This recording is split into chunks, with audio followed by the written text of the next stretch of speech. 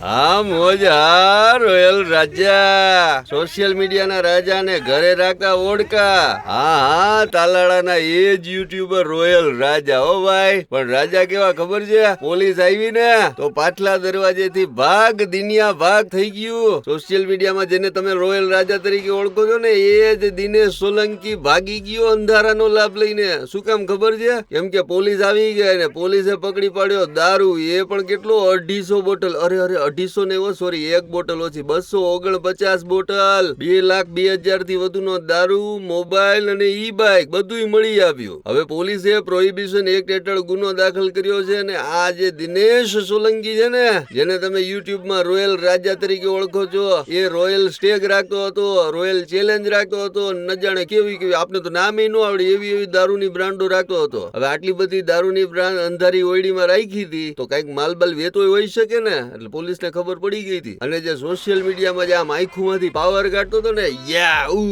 વિચિત્ર વિચિત્ર વાત કાઢીને